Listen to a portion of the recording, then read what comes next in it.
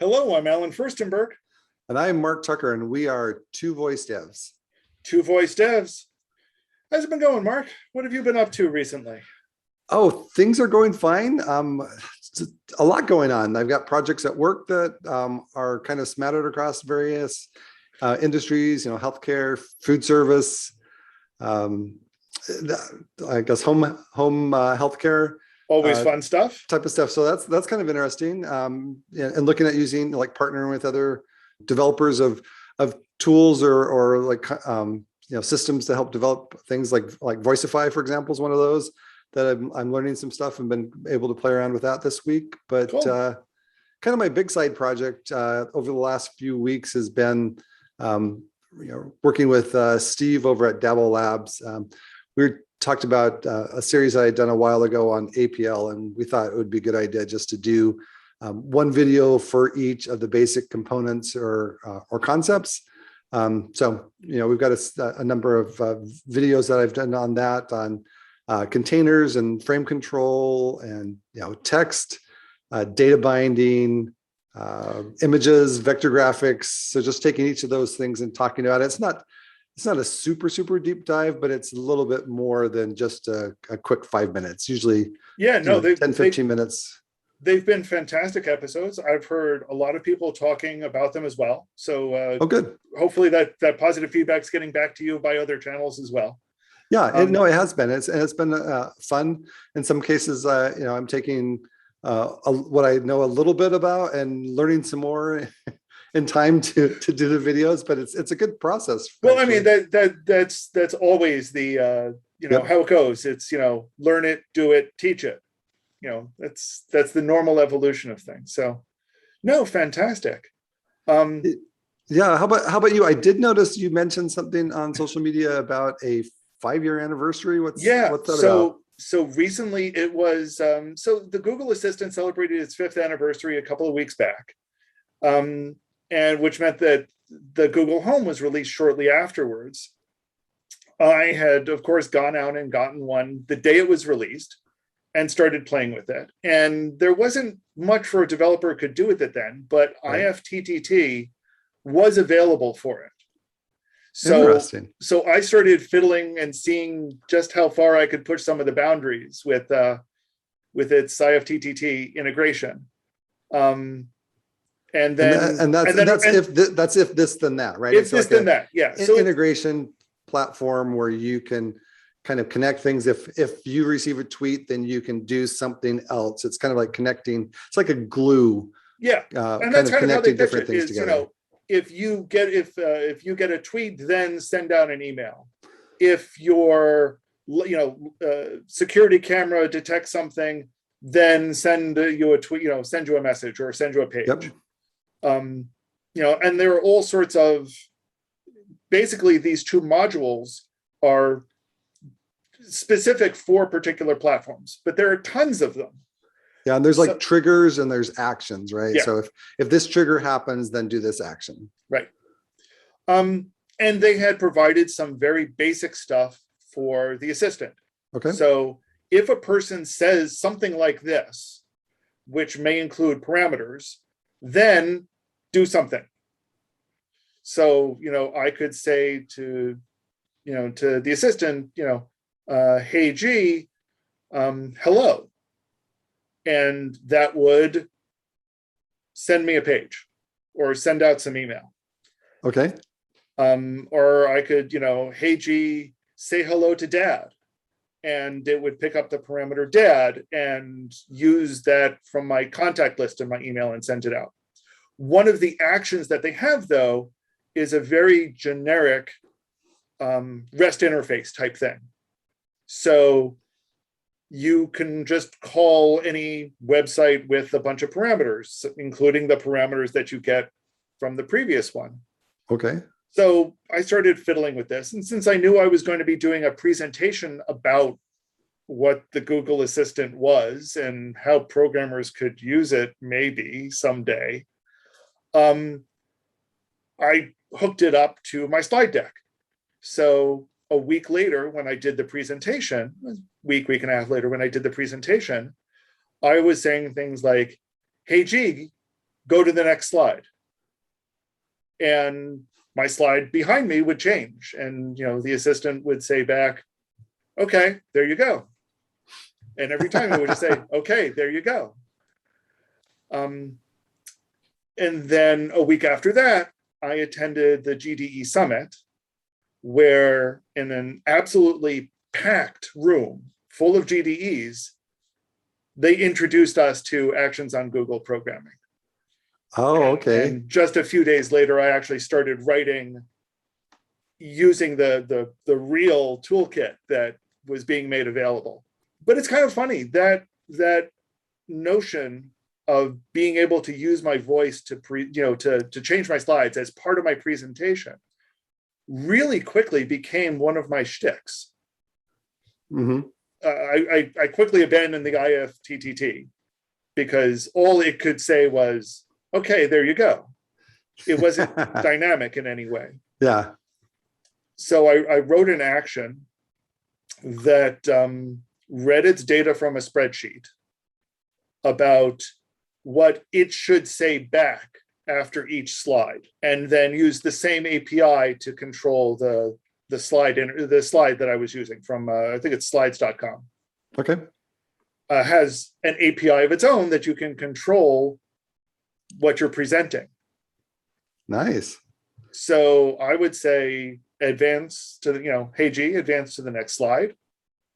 And it would advance to the next slide and say something. And that worked okay. And then over time I evolved, I dug a little deeper into the API protocol and discovered that you can have speaker notes as well attached to it. So I started putting what the assistant was going to say in the speaker notes, so that all I needed to do was edit just the slides themselves. The slide deck that you were on. Okay.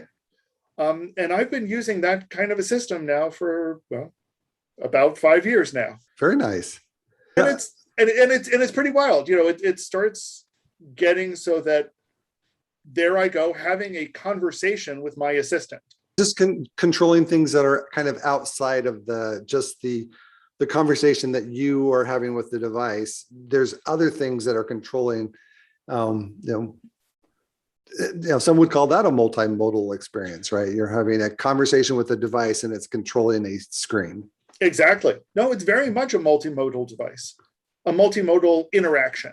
Yeah. Because, the conversation that you're having itself, even though most of the conversation is really, advance a slide, go back a slide, jump to a particular slide number, it's still a kind of device control that's controlling things that are not on the device itself. I mean, it's not like I point a camera at a smart display. When I started this, there were no smart displays.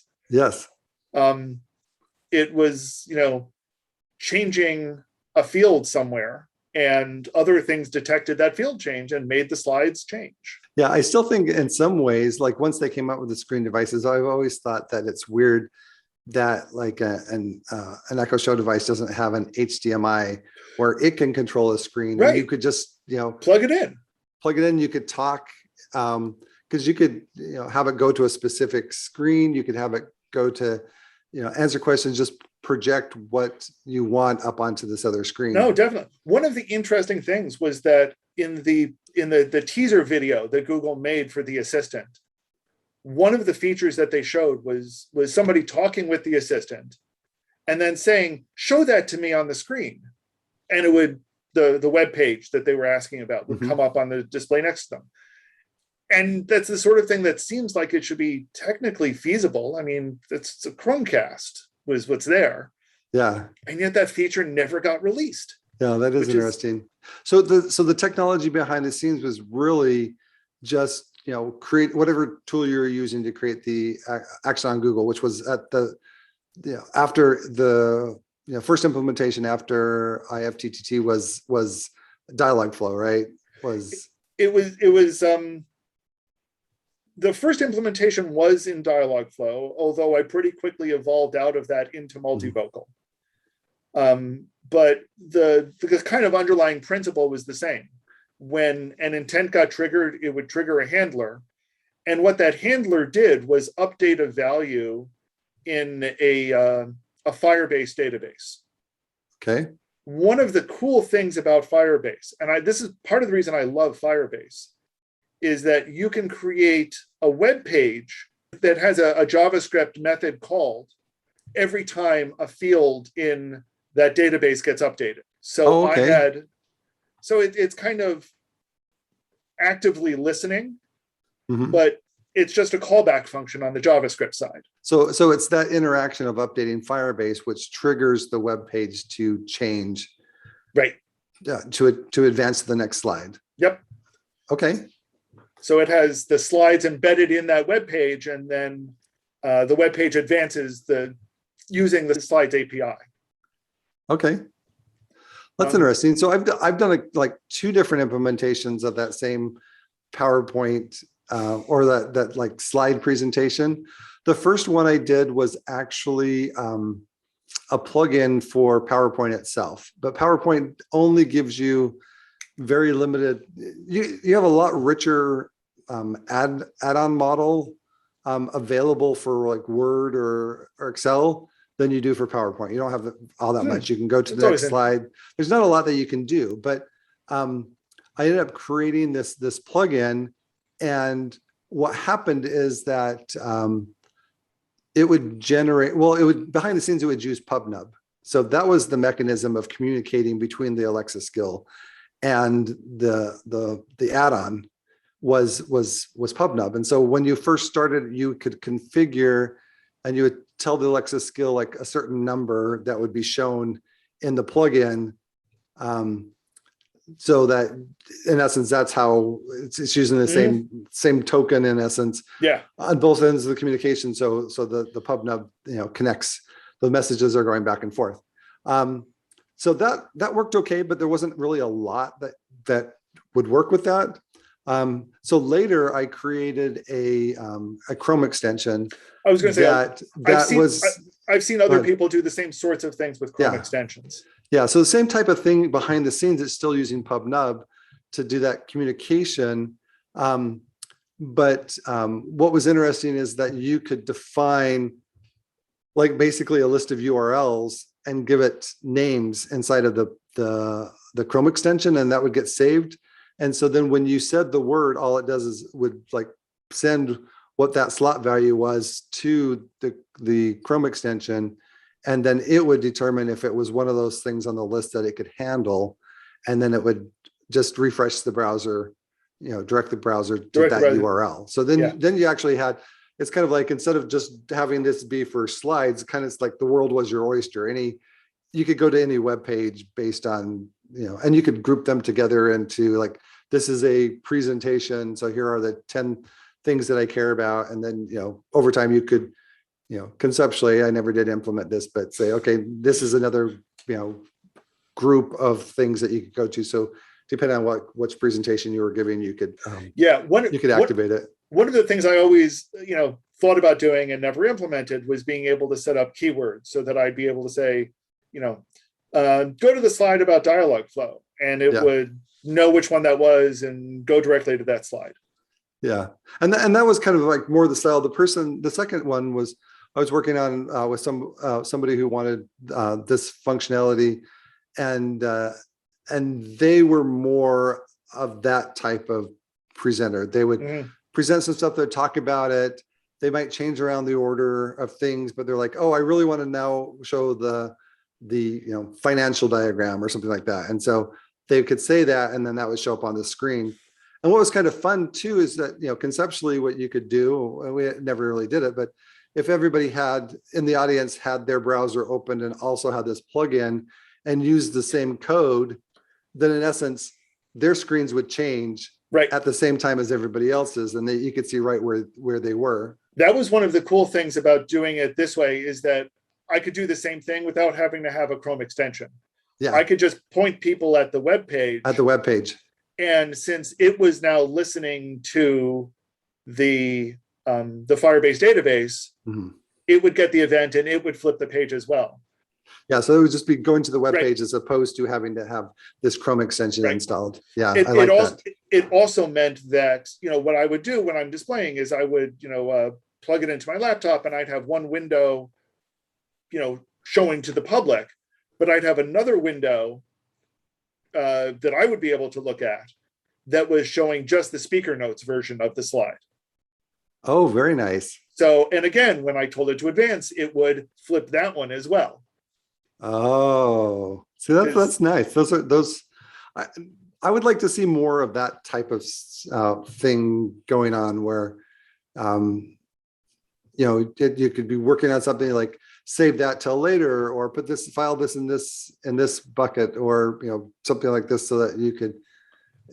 I think another time we'll need to talk about some of the bigger pictures of the skills and actions that we want to see, and what technology is holding them back.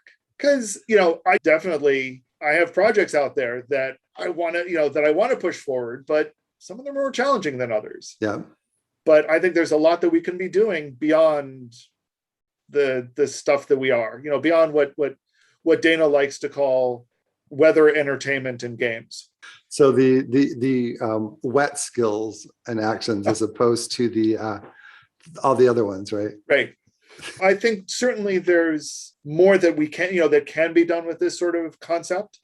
I've seen people who are doing development for mostly for Apple that have voice controls, again, abstract voice controls. Mm-hmm. That are manipulating things on the screen. And it's the same concept is, how do you fire up an app and script some activity with it based on your voice? And I think there's certainly a lot that we can be doing there. Yeah, no, I would agree. Well, that's fun that we've kind of both had dabbled. Seems like you're a lot more successful, to actually using it in a presentation, multiple times. But that is kind of funny that we both independently had come to this idea of advancing slides. It doesn't surprise me in some ways, Yeah. And again, I've seen other people take similar approaches to do similar things. And I think some of why is very quickly we got used to this notion of wanting to have that conversation with the presentation itself. And this notion of having a conversation with our assistant just kind of naturally carried through to wanting to do presentations with it. Yeah, and once you kind of get the flavor of voice activating something, you're just like, why isn't this voice activated? Why isn't this voice activated? And one of the things was great is that a lot of my presentations, traditionally I had been, saying things like, you're probably wondering why you would want to do this. Well, here's why. So instead, I have one of the things I really loved about it was that I was kind of flipping it around, was that normally we're people who are asking our assistants questions. And during this presentation, the assistant was the one asking me the question, and I was answering it for the audience. Oh, that's interesting. So it was being kind of prompting the continuation of the presentation, right? And actively participating in kind of that whole right. So conversation.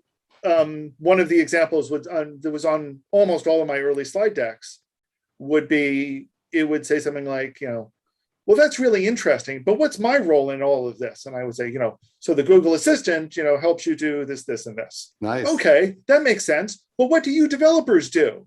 Well, we as developers need to do this, this, and this. So it's like you're giving this presentation, but it was coming off as the assistant was interviewing you. Right. And actually, I guess about 1.5 years ago, I also turned this into a small series of YouTube videos called Questions in Alan.